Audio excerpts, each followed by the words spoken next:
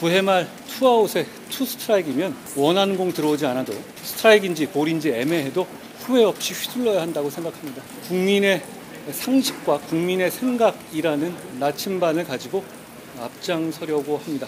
다양한 의견도 경청하고 존중하면서 끝까지 계속 가보겠습니다.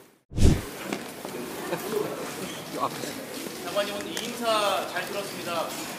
말씀 중에 공교시민이라는 표현이 있던데요. 시민이라고 표현하지 않고 공교시민이라고 표현하시는 이유가 있을까요? 제가 평소에 많이 쓰던 표현인데요. 저희는 민주사회를 구성하고 민주주의를 유지하는 것은 서로 간의 어떤 연대라든가 동료의식이라고 생각합니다. 그런 차원에서 저는 동료시민이라는 말을 평소에도 많이 써왔습니다.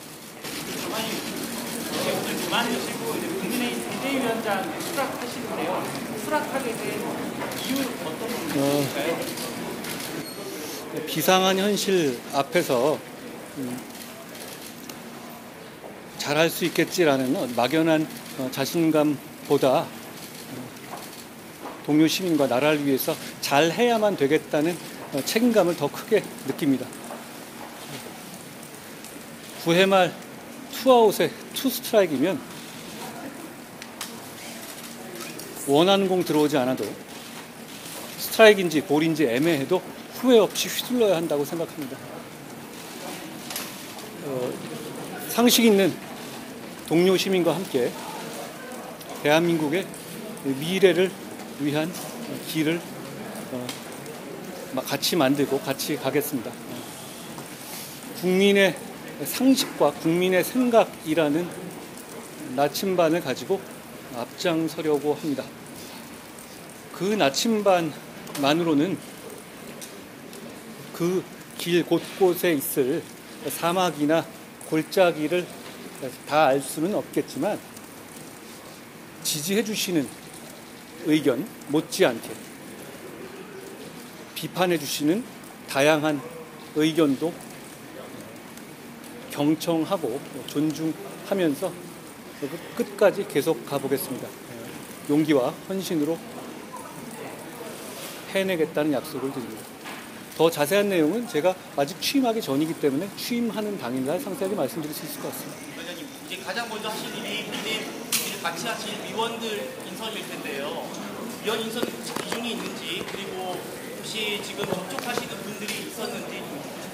제가 아직 정확하게 비대위원장이 된 것은 아닙니다만 비상대책위원장이잖아요.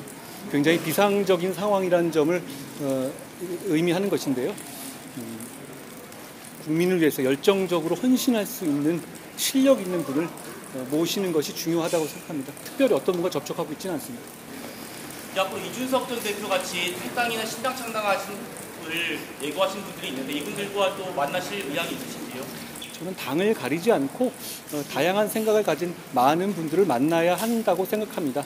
그렇지만 특정한 사람에 대해서 따로 생각해 본 적은 없습니다. 장관님, 그동안 정치선 참여에 대해서 선을 그고 오셨는데요. 마음을 바꾸게 된 혹시 좀 특별한 계기라든지 이런 부분이 있으실까요? 사건이든 현상이든. 저는 어떤 권력을 차지하기 위한 쟁투의 의미에서의 정치에 대해서는 멀리 있었고 실제로 그런 일을 하지는 않았습니다만 공공선의 추구라는 큰 의미에서의 정치는 벌써 20여 년째 하고 있다고 생각합니다. 저는 그 정치는 기자 여러분도 같이 하고 있는 거라고 생각합니다. 그런 차원에서 저는 역시 그 마음 그대로 현실 정치에 들어가려 하는 것입니다. 그것을 통해서 대한민국 국민의 삶과 미래를 더 낫게 만들고 싶습니다. 지금까지 장관님 지금 장관님으로서 추진해 오시던 지금 중점을 두시는 이민청 같은 분야의 사업이 좀 남아 있는데 제가 여당의 비상대책위원장이 되면 제가 지금 말씀하셨던 그런 공공선을 위해서 사심없이 추진했던 그런 정책들을 국회에서 더 잘 추진할 수 있을 거라고 생각합니다. 제가 법무부 장관에서 물러난다고 해서 저희 법무부의 동료 공직자들이 추진했던 좋은 정책들이 빛을 발하는 일은 없을 겁니다. 오히려 그 반대가 될 겁니다. 장관님 아무튼 비대위원장이 되면 가장 이제 바라는 것이 당정 관계를 좀 어떻게 정립할 것인가가 좀 관심일 것 같은데요. 장관님이 좀 구상하는 좀 건강한 당정 관계 방향 어떤 부분이신가요?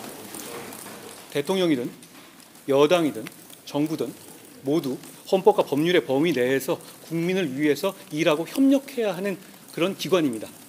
그런 기본을 저는 잘 알고 있고요.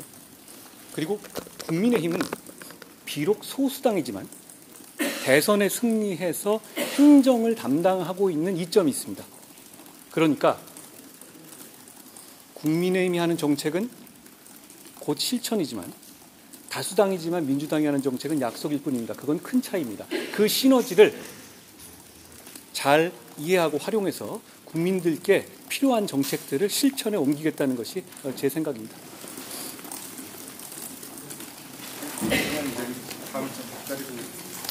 그리고 장관님 그 이임사에서 미래를 대비하고 싶었다라고 하는 대목을 넣으셨잖아요.